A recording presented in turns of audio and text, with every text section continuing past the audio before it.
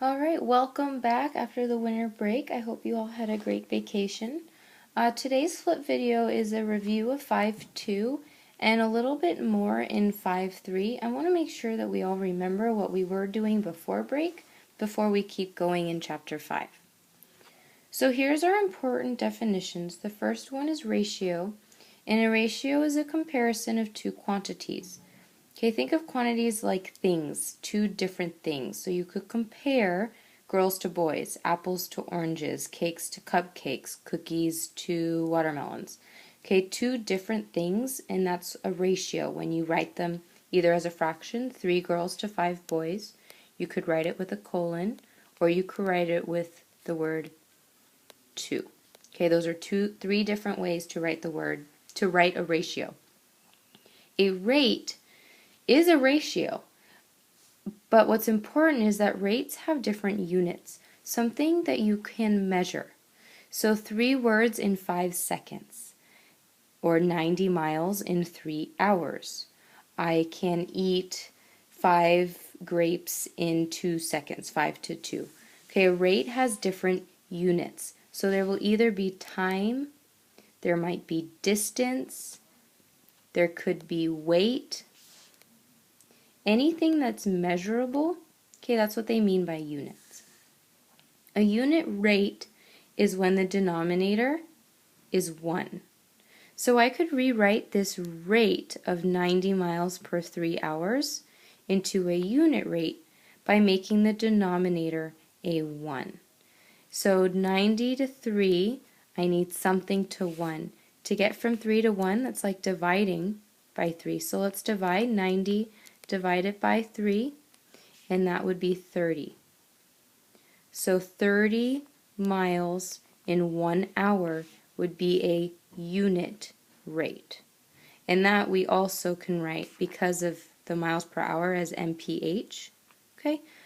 But it's miles per hour as well.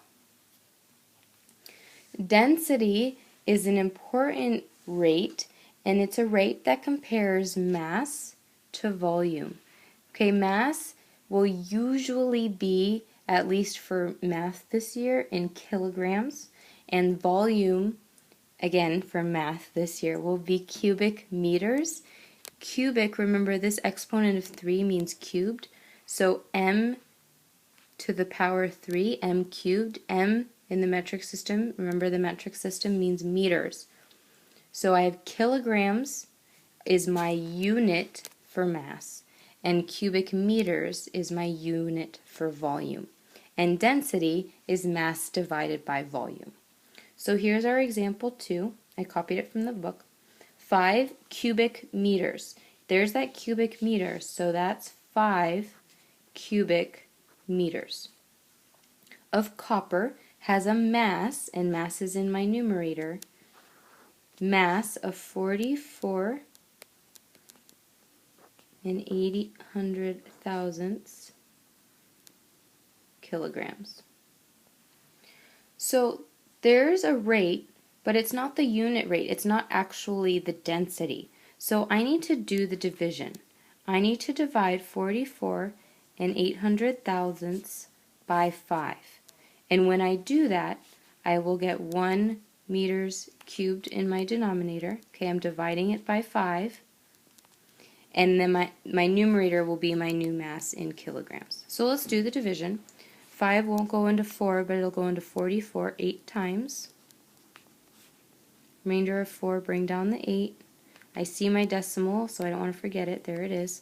5 goes into 48 9 times.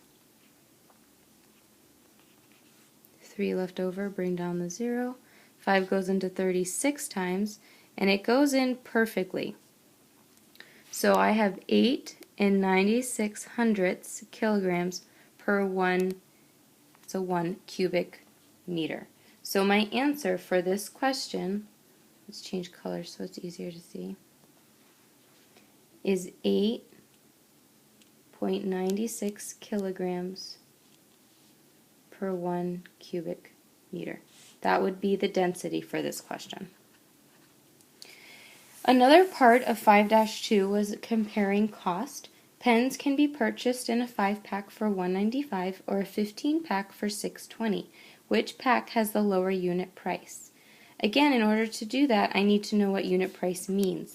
And unit price means the denominator has to be 1. So it's $1.95 for 5. If we divide it by 5, okay, we get our denominator of 1 pen, and then the cost is on the top. Okay, that's for this first part here. When I divide $1.95 by 5, I get 0.5 goes into 19 3 times, 45, 9, 39. So it's 39 cents for 1 pen for the first scenario. The second scenario is a 15-pack for $6.20. So $6.20, and I can get 15 pens. Let's divide it by 15.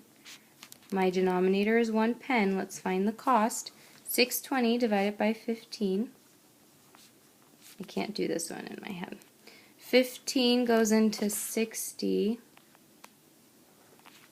4 times.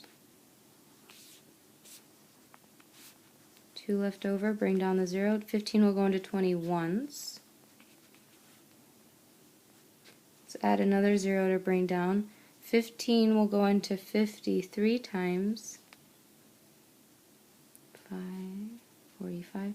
Okay, and it's